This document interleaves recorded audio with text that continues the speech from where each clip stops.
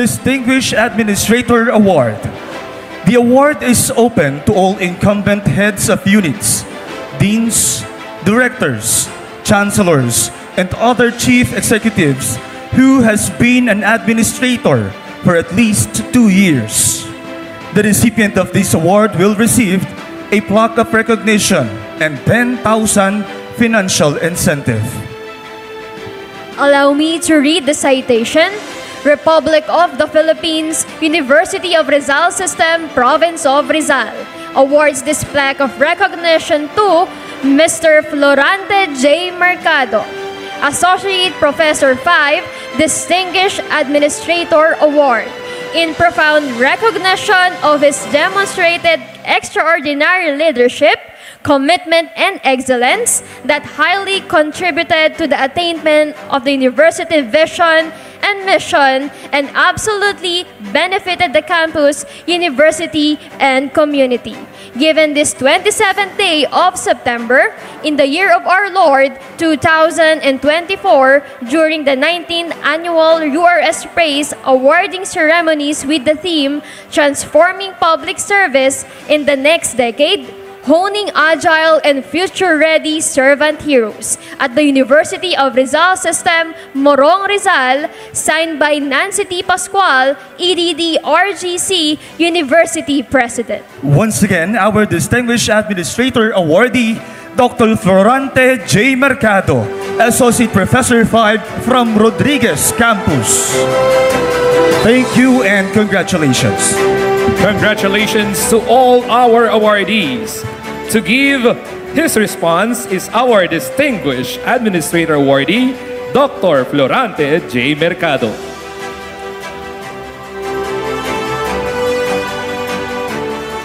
Maraming salamat po, Atty. Jansen. Pag nananalo po pala, may speech. Pasensya na po kayo, pero hanggang ngayon po ay hindi ko pa alam kung ano ang sasabihin ko sa inyo. Sinubukan ko naman pong maghanda ng speech kahapon, kaya lang hindi siya mapaigi, kaya tinigilan ko na po. Anyway, hindi ko naman po yata kailangan maghanda ng keynote address kasi narinig naman po natin kanina ang keynote speech ng ating Regional Director ng Civil Service Commission.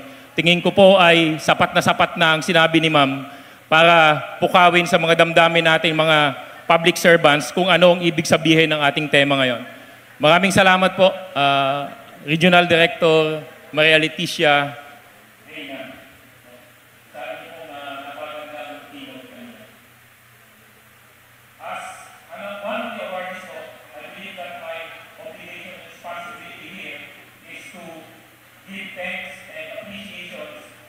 Those individuals whom we believe have contributed a lot in the awards that we have received together with other awards. So, sama na po ang aming mga kasama na magbigyan din po ng award ngayong hapon.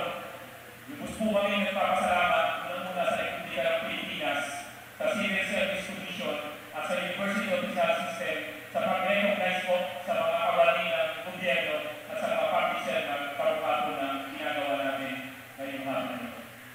Yun po yung pasasalamat namin lahat ng mga awardees. Ito naman po yun sa akin.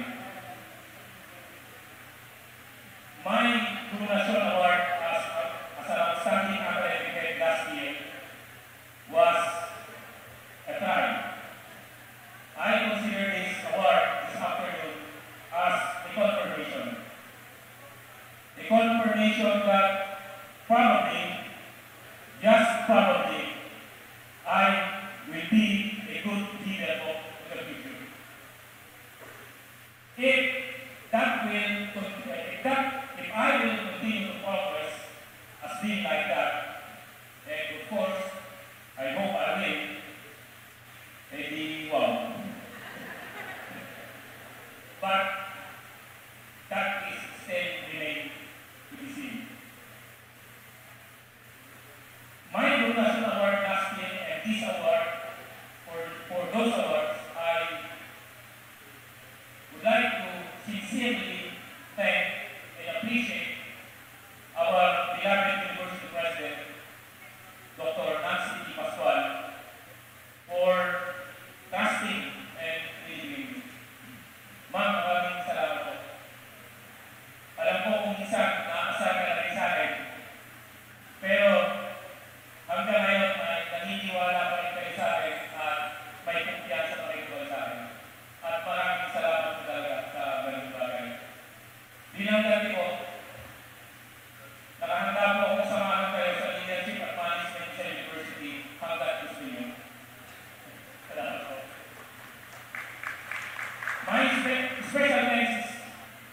course given to my one and only real fan, yung asawa ko, si Doc Jen. Alam niyo po, kahit minsan pakiramdam ko ay nagbubulahan na lang kami. Pero lahat po ng endeavors ko ay sinusuportahan talaga niya. Kaya, mahal na mahal yan. Sa akin pong mga mahuhusay na kasamahan, mga kaibigan, mga hindi masyadong kaibigan sa University of Rizal System Rodriguez Campus, maraming salamat po sa inyong lahat. Hindi ko po alam kung nandito pa kayo lahat o ang iba yung umuwi na dahil medyo malayo-layo pa kami. Pero lalaksak ko na lang ang boses baka marinig nila. Maraming salamat sa inyong lahat.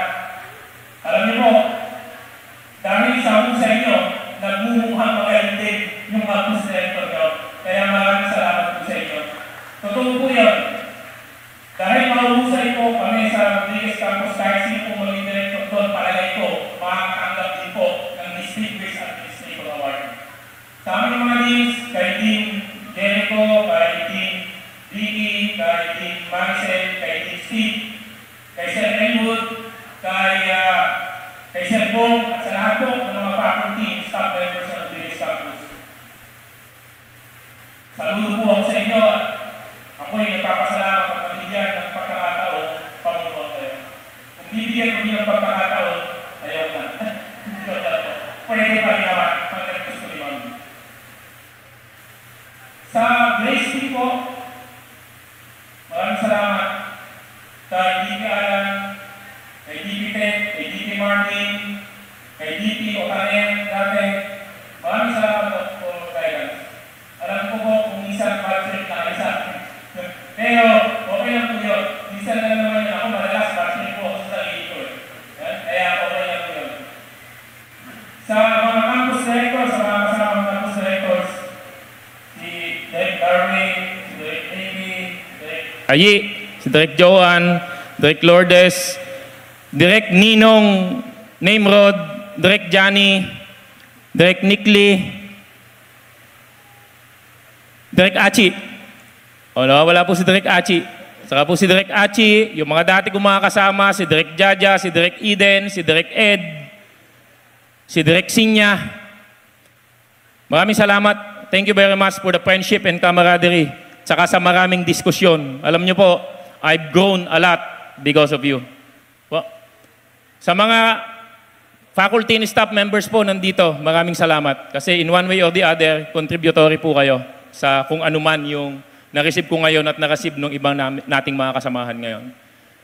Siyempre sa Praise Committee, headed by BP Marvin and Sir Benji. Maraming salamat po sa pagpasa sa akin sa interview. Speaking of interview, mag-share lang po ako ng konti. Speaking of interview, there are 3 easy questions, yet very difficult to answer na binigay ho nila sa akin. The first question came from Sir Jerwin. Okay? Sabi ni Sir Jerwin, isa daw sa criteria ng award na natanggap ko po ngayon ay extraordinary accomplishment. So tinanong ako ni Sir Jerwin, Sir, what is extraordinary in you at ano yung mga extraordinary accomplishments mo? Ang hirap naman yatang sagutin nun. Ano po? Hindi lang ako nagpahalata na hindi ko kaagad masagutan yung sagot niya kasi syempre unang tanong pa lang tapos distinguished administrator ang aking ina-applyan tapos hindi ako kaagad makakasagot unang tanong pa lang. Pero nag-isip po talaga ako. Then suddenly, I answered to the committee, I don't believe I made an extraordinary accomplishments in my life kasi I'm just an ordinary people and I would like to remain it that way. Ano po? Ordinaryong faculty tayo na bigyan ng ordinaryong designation at nag-a-accomplish ng mga ordinaryong bagay. So, mabuti na lang po, sapat yung mga ordinaryong bagay at accomplishments natin para makatanggap ng ganitong mga award. Salamat po sa committee. Pangalawang tanong, nanggaling po kay Ma'am Noni. Kay Ma'am Noni. Sabi ni Ma'am Noni, parang follow-up lang doon sa tanong ni Sir Jerwin, Direk, ano ang good characteristics and qualities mo bilang campus director o administrator? Doon ako medyo nahirapang sumagot. Natagalan ho akong sumagot. Hindi ho dahil na mental block ako, kundi wala ho ako maisip. Kasi, I am not the kind type of a leader that, hindi po. Aminado naman tayo, hindi naman po ako yung mabait na pinuno. Kaya malabo po akong manalo ng exemplary award. Malabo po yon. Kasi bilang pinuno, ako po ay sumisigaw, nagagalit, ganon. Pero isang bagay ho, ang siguro ay hindi ko alam kung maganda o hindi magandang characteristic sa akin. Hindi ako yung mabait, pero definitely, hindi rin po ako walang ya. Hindi rin po ako salbahe. Pero hindi lang mabait, pero hindi naman walang ya at hindi rin salbahe. Pangatlong tanong, galing na naman kay Sir Jerwin. Alam niyo po itong si Sir Jerwin, pinahirapan ako nito sa interview eh. Kaya iniisip ko, sa ibang pagkakataon, babawian ko ito eh. Sabi ni Sir Jerwin, Sir, paano mo po pinasusunod ang mga taong ayaw sumunod? Akalain mong maisip ni Sir Jerwin yun. Talino rin talaga nito ni Sir Jerwin eh. Hindi naman ho ako masyadong nahirapang sagutin yung tanong na yon. So sabi ko po kaagad sa kanila, may dalawang bagay ho akong ginagawa para magpasunod ng tao. Una, I show people how things is supposed to be done. Hindi po ako yung tipo ng pinuno na sasabihin lang at iuutos lang sa tao kung ano yung gagawin niya, pero ako mismo hindi ko alam at hindi ko kayang gawin yung bagay na yon. So pinapakita ko po sa kanila kung paano siya ginagawa para kung maaari, gayahin na lang. Tanong, bakit mo po iniuutos pat pinapagawa sa iba, kaya mo naman? Alam niyo po, sa leadership and management, masarap po yung may kasama habang nagtatrabaho ka. Para naman, malay nyo, matutunan din nila, di marami na kayong may alam gawin kung ano yung mga bagay na yon. So yun po yung una. Unang-una po, ako naman po ay teacher, kaya teaching is what I do best. Kaya okay lang po ako na nagtuturo araw-araw. Pangalawa, na ginagawa po natin, kung hindi naman talaga sumusunod, kahit naubos na yung lahat ng katas mo sa katawan, meron po talaga kasing ayaw matuto kasi ayaw na sumunod. Sabi ko po sa committee, ginagamitan ko na po ng mga ipinagbabawal na teknik. Kung ano man po yung mga ipinagbabawal na teknik, hindi ko na po yung pwedeng sabihin kasi ipinagbabawal nga. Ano po? Hindi ko na rin po sinabi sa committee kung ano yung mga ipinagbabawal na teknik. Bago ako lumabas, interesado si Sir Aris na malaman kung ano yung mga ipinagbabawal kong teknik. Sabi ko po sa kanya, sasabihin ko, lasingin niya muna ako. Yun po yung mga tanong nung praise committee. Alam niyo po, my dear friends, ladies and gentlemen, we are living in a fast-paced world right now. Fast-paced environment, fast-paced workplace. It seems like everything is quick right now. For obvious reason, almost everything is digital. So if this trend will continue, so we are expecting a much quicker future. So should we want to be ready for the future, then we have to start to be quick right now. Quick processes, quick decision, quick action, quick decision making, quick in doing business. And that is exactly what being agile is.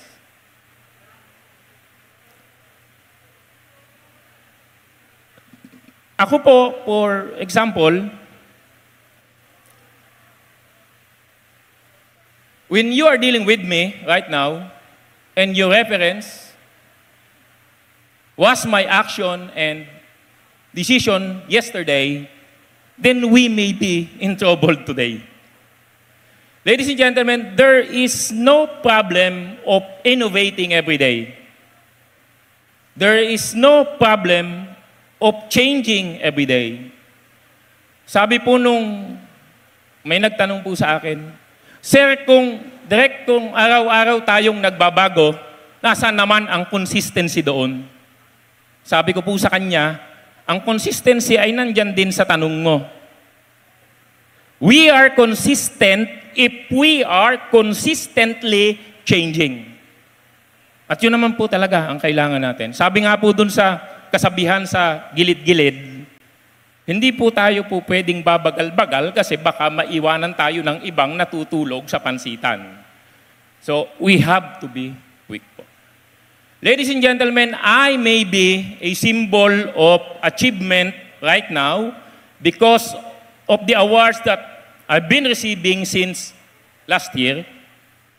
But honestly, I did fail a lot. But if there is one thing nice about me, I have never failed of correcting every mistake that I've made. Despite all the failures, I have never failed of making things right. And alam niyo po, in the end, I believe that it is the only thing that matters. Stick to what you believe is right because being right is relative. Magandang hapon po sa inyong lahat. Salamat po sa award. Pagpalain po tayong palagi.